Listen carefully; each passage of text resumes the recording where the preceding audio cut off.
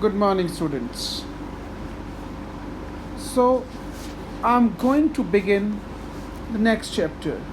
Chapter number 4, A Question of Trust, from the book Footprints Without Feet. Well, children, it's a very interesting story, right? As the title shows, that it is a question of trust. The story revolves around a thief. Still, he commands honesty. A person who is a thief, who is always doing immoral, illegal acts, and he expects the people to respect him even after the crime. Then a lady is there who is so convincing, and I would say she is so mindful in her planning that the protagonist, Horace Denby, he is not able to suspect her intention. He could not keep anything for himself. He is absolutely imprisoned for a crime he has not successfully committed for himself. Right? Now, his meticulous planning was foiled by a simple looking lady. Who is that lady? What does she do? This is what we are to study here in this chapter. As the chapter starts with these front lines, please go through them.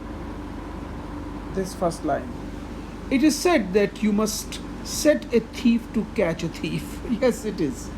But it is also said that there is honor among thieves. Which saying does this story illustrate?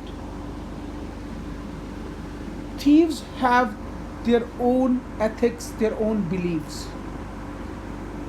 In this story, there are two thieves, and you are to tell me at the end of this story whether any sort of trust prevails, still prevails among thieves, or somewhere that concept has been lost, has lost its meaning, its you can say acceptance has been ruined forever, has been vanished forever. So, my dear students, I think you all are ready. So first of all, read and find out. There are two questions given there. What does Horace Denby like to collect? And second, why does he steal every year? It's a very interesting story, and I am quite sure you would like it. First of all, let's take the theme of this story. What is the theme of this story on which this story is based on? I would say honesty in any profession is always counted. How clever and perfect one in his art, in his culture, in his profession, in his day-to-day work. But I would say one could not fail if he met someone clever. If someone cleverer by chance comes across him, then he always tries to outwit him. It's a game of mind, application of mind to outshine the other, and one gets successful. How this happens, this story will tell. So, my dear children, now concentrate on reading, and we are going to start our chapter from open your book. Okay, question of trust. Are you ready with your reading? That's good. Page number 21, page number 20. So let's start. Everyone thought that Horace Denby was a good, honest citizen. Yes, he was about 50 years old and unmarried, and he lived with a housekeeper who worried over his health. Worried over his health? He was much conscious about him, caring, you can say. In fact, he was usually very well and happy, except for attacks of hay fever in summer. Oh my god. One problem was always there with him, especially during summer. He gets hay fever. What do you mean by hay fever? A situation when it's a sort of illness, I would say. It's a sort of illness, a disorder affecting the nose and throat caused by allergy to pollen, or you can say to dust. This is called hay fever. Okay, a man starts sneezing, his even eyes watered, and all sort of things, and gets fever also. So he always gets hay fever in summer. He made locks. Now, he was a very interesting fellow. He used to make locks. There he was. He used to make locks and was successful enough in his business to have two helpers also. Yes, Horace Denby was very good and respectable, but not completely honest. 15 years ago, Horace had served his first and only sentence in prison library. He was a librarian, but in prison, not anywhere else, I would say. He was just in the prison for some reason, and he had been given the work of a librarian there. You know, in modern prisons nowadays, the prisoners are given the work of their choice, and they have to do it. So Horace Denby, he just selected the job of librarian for himself in the prison. What? Why?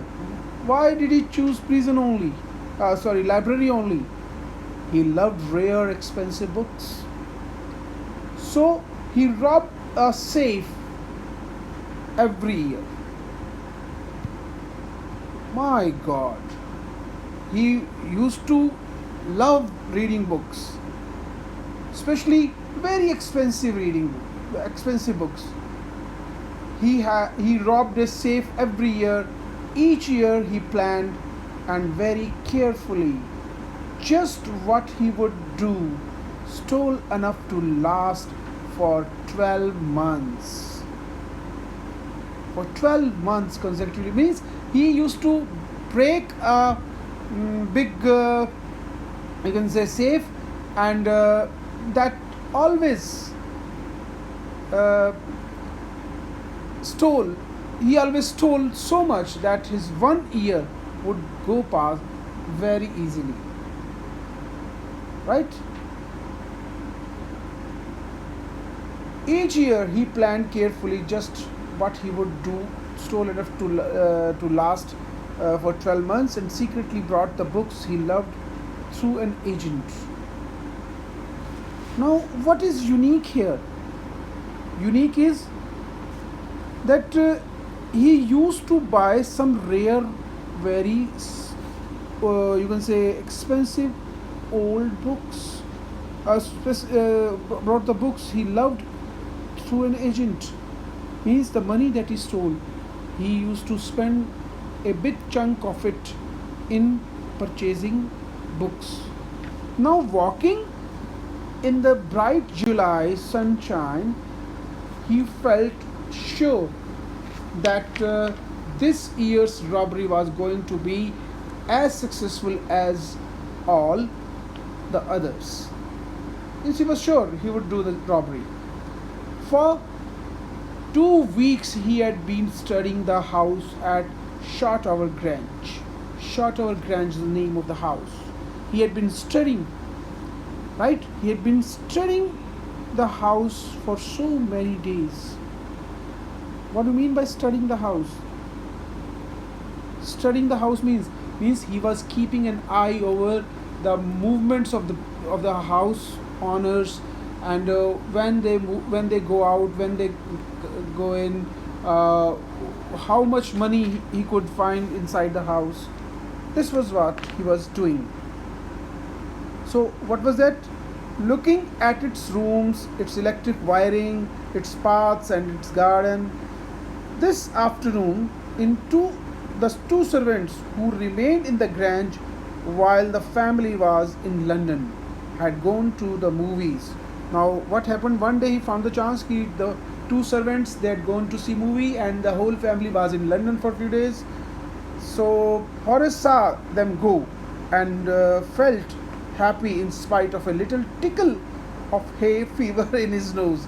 Tickle of, you can say, a sort of itching in the nose. This word tickle, what do you mean by tickle here? Tickle. Tickles means itching. Itching in the nose. Okay? He came out from behind the garden wall, his tools carefully packed in a bag on his back.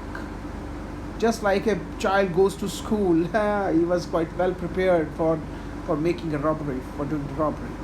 There were about £15,000 worth of jewels.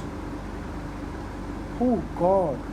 He had already predicted how much jewelry was expected in the house at the time. He was expecting £15,000 worth of jewels in the house, in the Grange itself. If he sold them one by one, he expected to get at least 5,000, enough to make him happy for around a year. Right? Now please turn over to next page. Okay?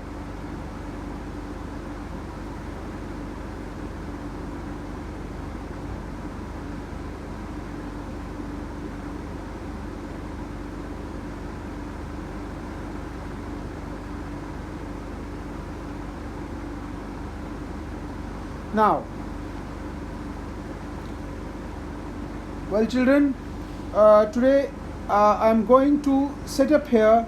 I'm going to finish my reading here, and hopefully the next day I shall continue with the next one, and we shall do the question answers based on this chapter. Thank you very much.